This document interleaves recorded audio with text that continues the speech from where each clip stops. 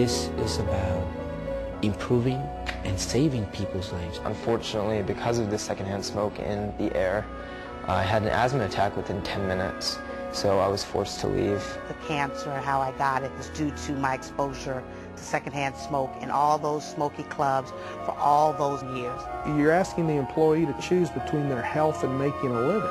That's just not fair. Everybody has a dream. They want to be able to support their family. They want to be able to support themselves. They want to be responsible. But the reality is, if these kinds of things are going to be in your workplace, how can you when you're exposed this way?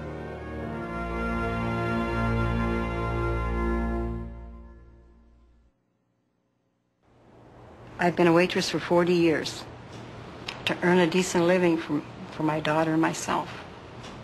My doctor told me I had a smoker's tumor, and therefore I'm dying. I never smoked a day in my life. I never smoked.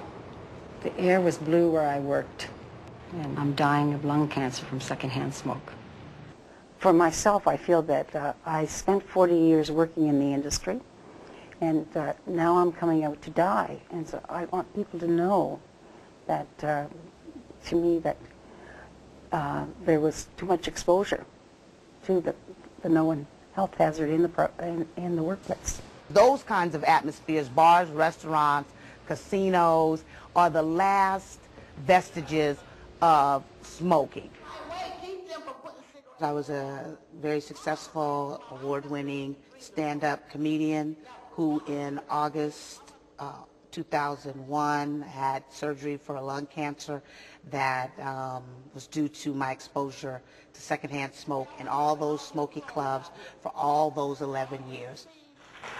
She's decided that, she needs to tell other people what happened to her, and she needs to use her story to motivate people to change. Yeah, so if you want to catch up with Renee, she's going to be at that meeting tonight. So yeah, and everybody should come out. It's civic. I don't want smokers to smoke. I don't want you to die. But if you choose to do so, I support your personal choice. But please support mine. Don't take me with you. Don't take me with you.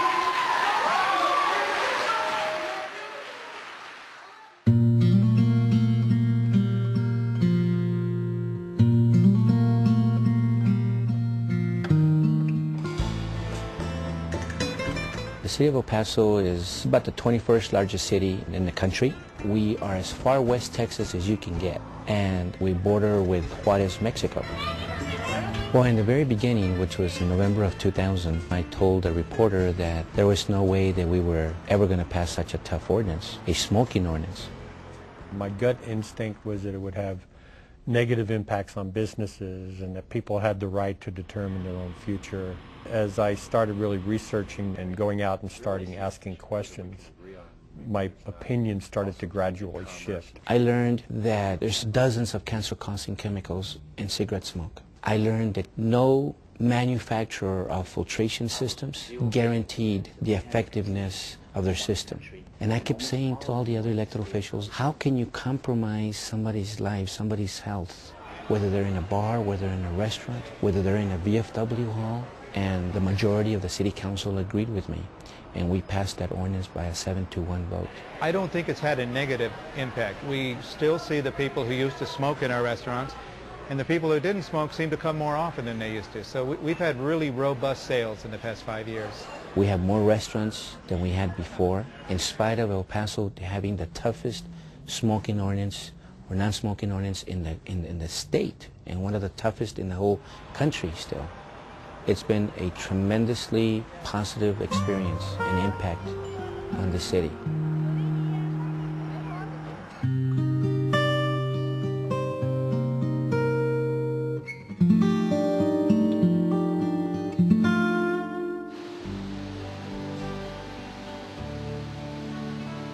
Lexington is a community of 300,000 people nestled in central Kentucky. Lexington has always been an agricultural center. The tobacco background is central to our DNA. Smart business people like Mike Scanlon know that we can be proud of our community's past, but we don't want to live in it. And that's the case with the smoke-free initiative we've had in this town. And really what I'm trying to do is show everybody what the future looks like. Mike Scanlon waded in. He said, I'm one of the largest restaurant employers in this community. I'm going to take this community smoke-free and I'm going to set an example. And it was an example that spoke loudly.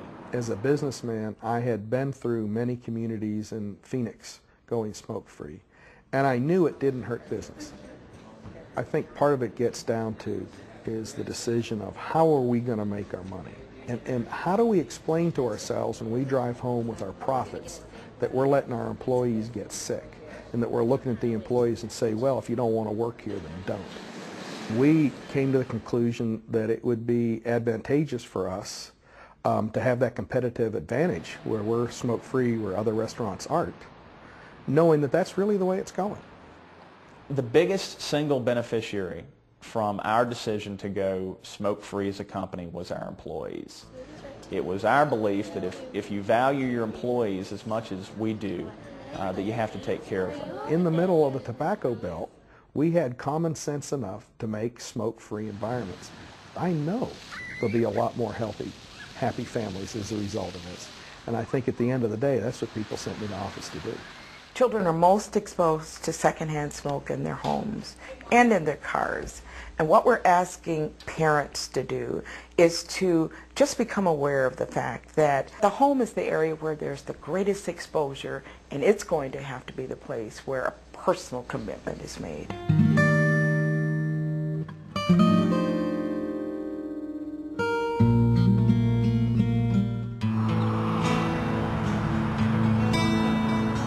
What impressed me about this young man, because he was in 5th grade at the time, was how knowledgeable he was. That really encouraged me. My parents were taking me bowling. Unfortunately, because of the secondhand smoke in the air, I had an asthma attack within 10 minutes, so I was forced to leave.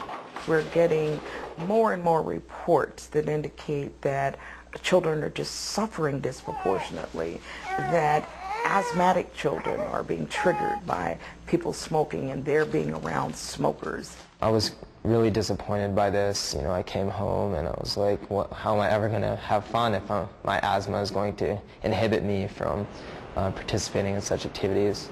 So my parents, you know, they suggested, why don't you try and do something about it? Amit was there because he felt that children and families needed to have places that they could go where smoke-free. We wanted to be able to provide places in the community where families could go and not have to be affected by the harmful effects of secondhand smoke. I made a presentation representing the children of Lubbock. We also need laws to make our air safer to breathe. And we ended up winning 64% of the vote. Finally, we were going to get a smoking ban in Lubbock.